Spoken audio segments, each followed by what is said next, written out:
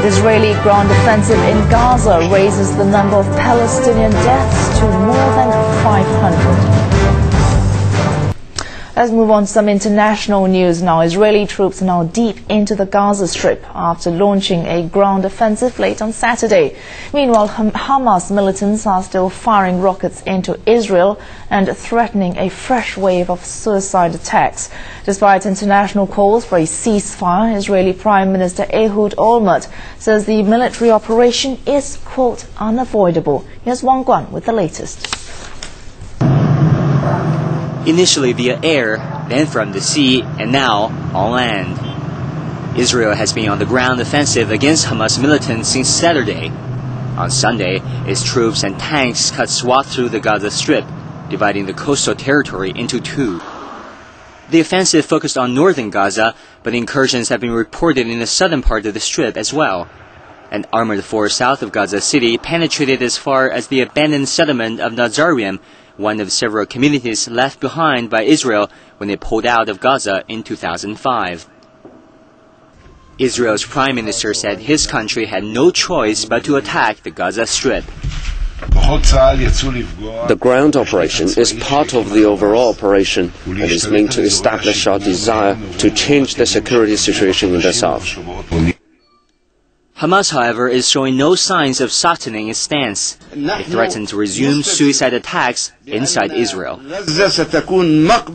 We predict that Gaza will become a graveyard for the Israeli army. The Israelis might be successful with their airplanes and tanks and bombardments, but they can never break the strength of the Palestinians. The Israeli military says its troops have killed several dozen Hamas militants, but Gaza officials will only confirm 4 dead.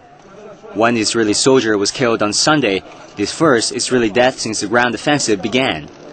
The death toll in Gaza has now surpassed 500, among them over 100 civilians, according to UN and Palestinian officials. Wang Guan, CCTV.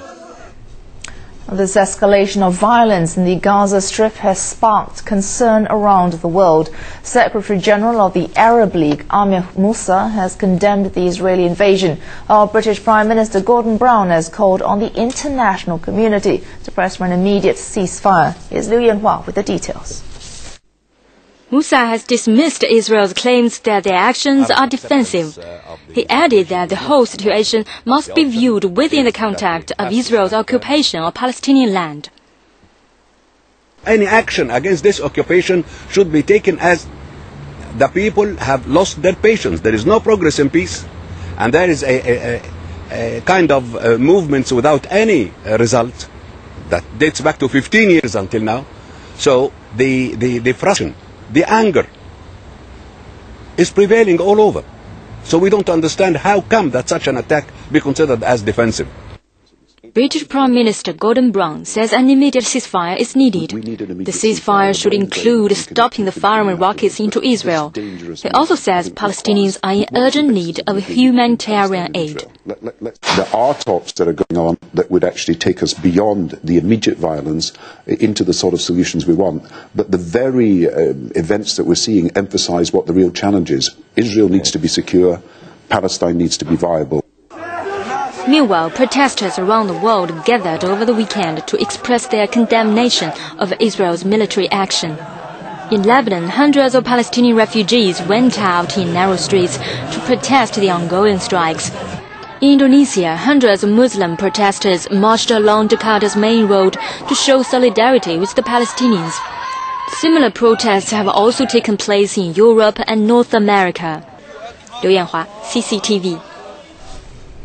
China has also voiced serious concern over the situation in Gaza. Foreign Ministry spokesman Qin Gang says China strongly urges both parties to stop the armed conflict immediately. He is encouraging both sides to bring an end to civilian casualties and take measures to ease humanitarian difficulties in the region.